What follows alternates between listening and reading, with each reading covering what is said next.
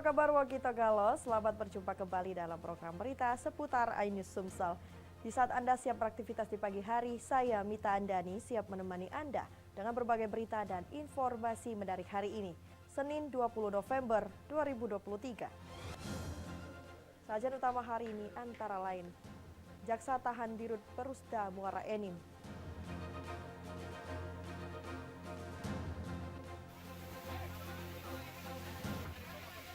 Gubuk penimbun BBM ilegal hangus terbakar.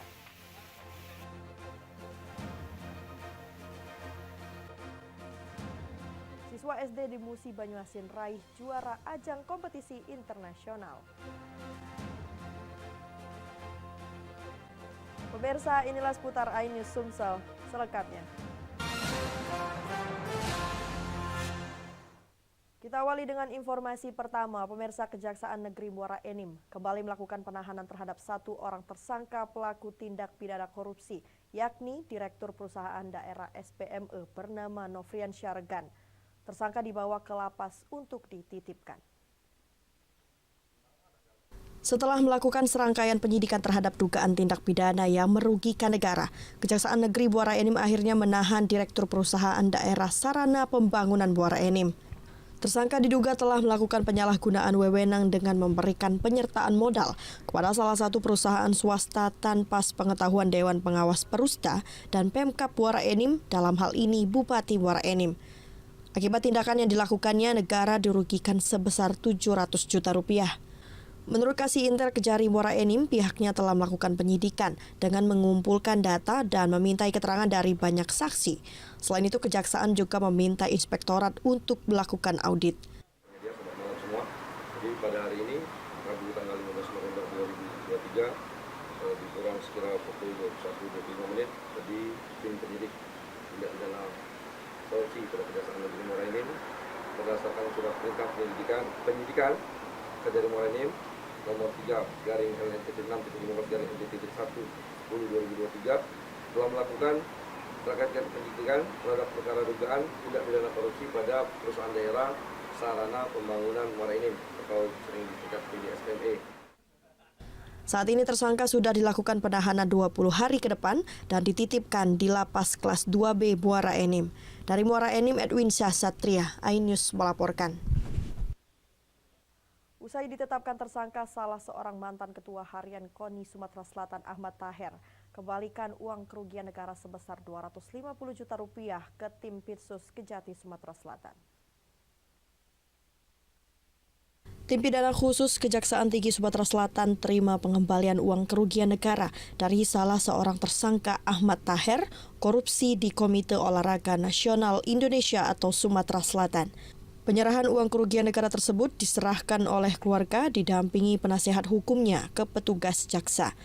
Kasipenkum Kejati Sumatera Selatan membenarkan adanya pengembalian uang kerugian negara dari tersangka Ahmad Taher yang terjerat dalam perkara korupsi pencairan deposito dan dana hibah Pemprov Sumatera Selatan serta pengadaan barang bersumber dana APBD tahun 2021. Selain menerima pengembalian uang kerugian, tim Sus Kejati Sumatera Selatan gelar tahap 2 dari 3 tersangka KONI, yakni Suparman Roman dan Ahmad Taher, sementara untuk tersangka Henry Zainuddin perkaranya dipending terkait tersangka terdaftar sebagai caleg. 13 November 2023 sekira pukul 14 itu ada pengembalian kerugian negara itu sebesar 250 juta rupiah itu dari tersangka AT. Yang diserahkan melalui pihak keluarga maupun PH seperti itu. Untuk nominalnya? Penyidik. Nominalnya berapa? 250 juta rupiah. Itu kasus apa? Terkait KONI ya, itu mengenai pencairan deposito dan uang hibah pemerintah daerah Provinsi Sumatera Selatan serta pengadaan barang bersumber APBD tahun anggaran 2021. Dari Palembang, Guntur Riansyah, iNews melaporkan.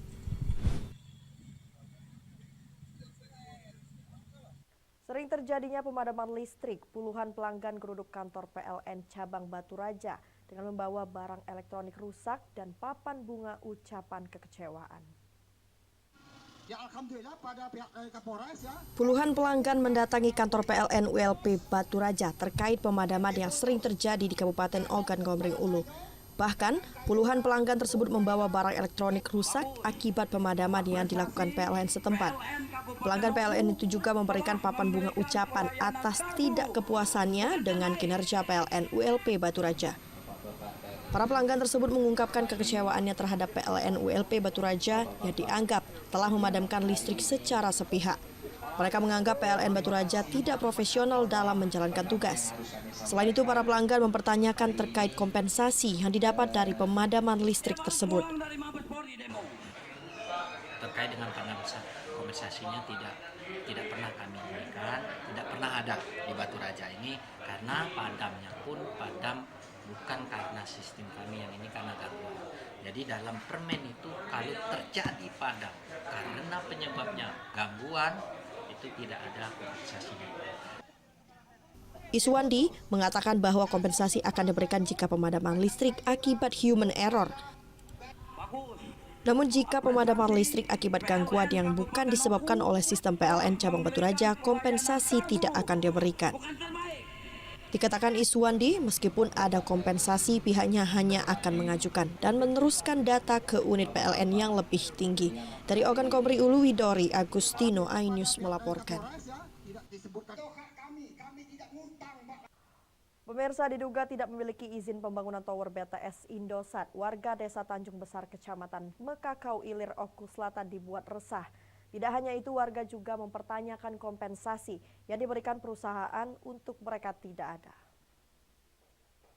Keberadaan bangunan tower BTS yang merupakan suatu infrastruktur telekomunikasi pada salah satu operator komunikasi sangatlah berguna bagi masyarakat yang di dekat maupun di sekitarnya untuk keberlangsungan berkomunikasi yang baik dan lancar.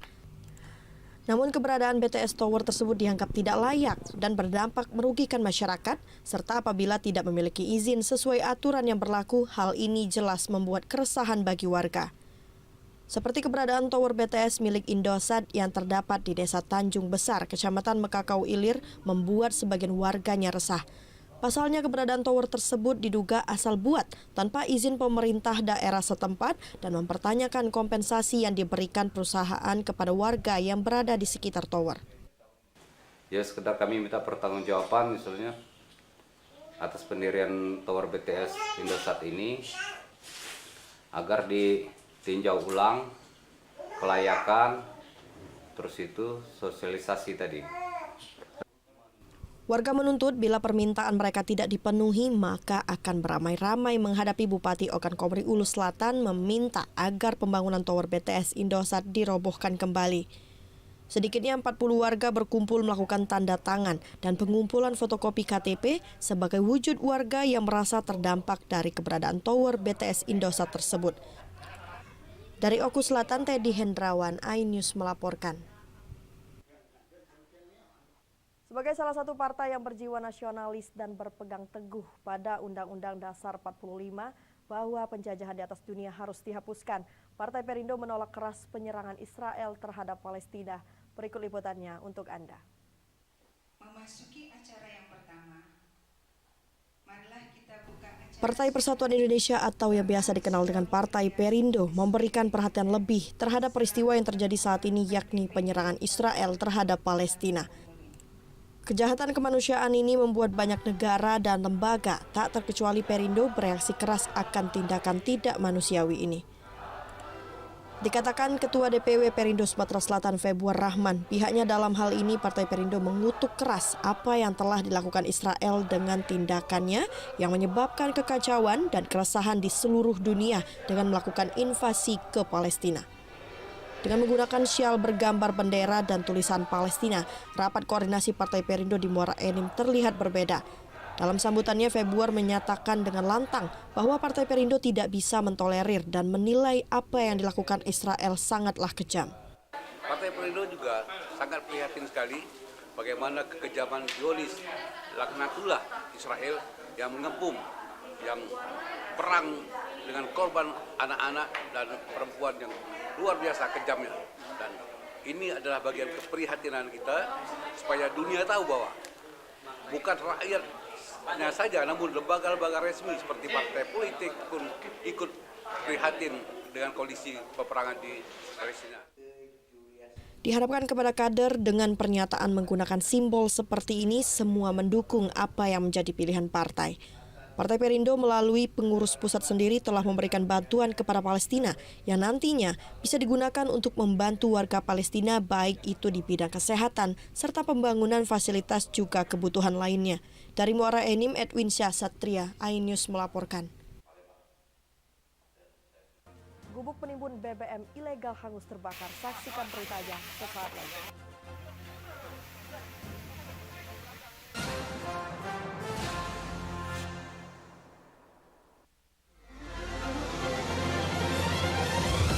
Tim gabungan kembali mengevakuasi korban kecelakaan bus Wijaya.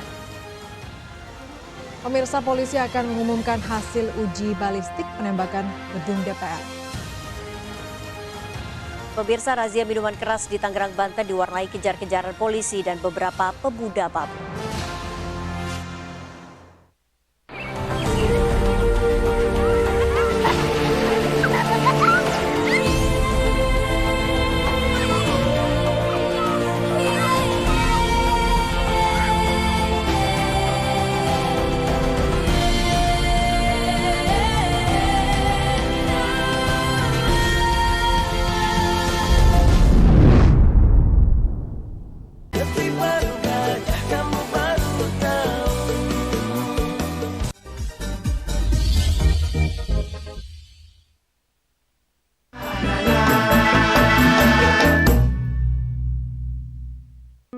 Yayasan Jalinan Kasih bekerjasama dengan Smile Train menyelenggarakan operasi gratis sumbing bibir dan langitan. Untuk pendaftaran hubungi Sekretariat Yayasan Jalinan Kasih 021 3983 6962 atau 021 3909 103 atau 021 3902 120 atau 021 3913 013.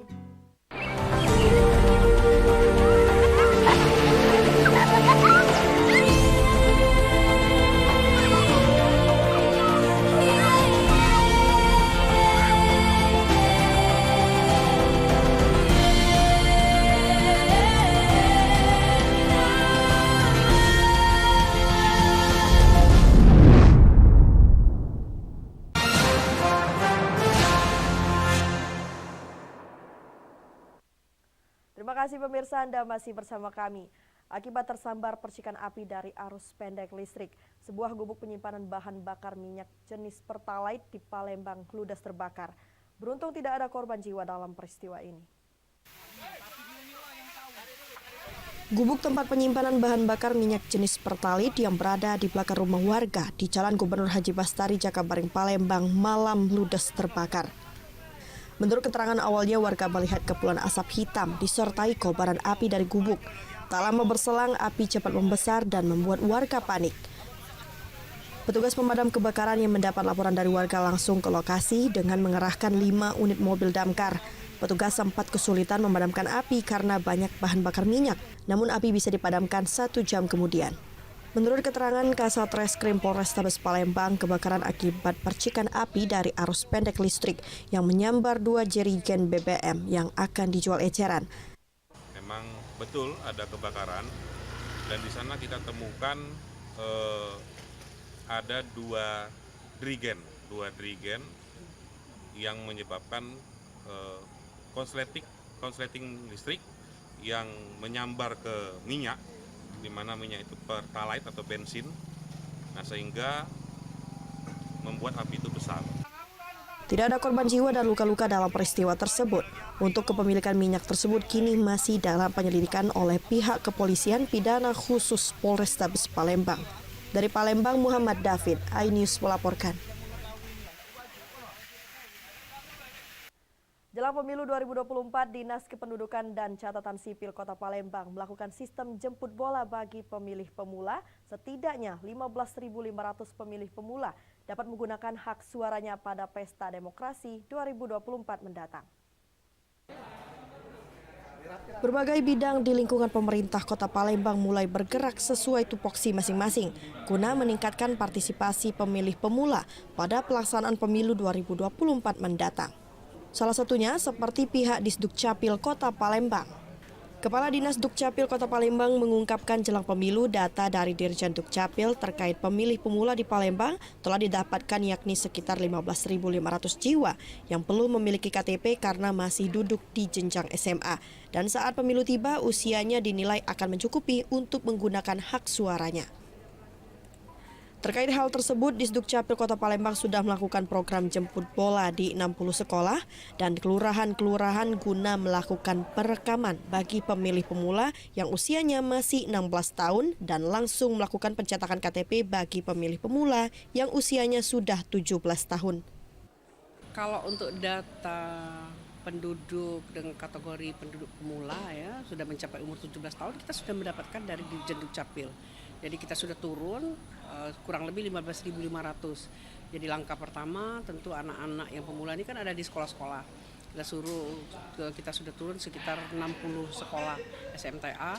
Kemudian sisanya yang belum terdata kita ke kelurahan-kelurahan. Nah, alhamdulillah sudah mendekati 92%. Untuk jumlah pemilih pemula di Palembang diperkirakan lebih tinggi dari pemilu tahun 2019 lalu. Sementara untuk progres perekaman jemput bola yang dilakukan sudah mencapai 92%. Dari Palembang, Erwin Setiawan, iNews melaporkan.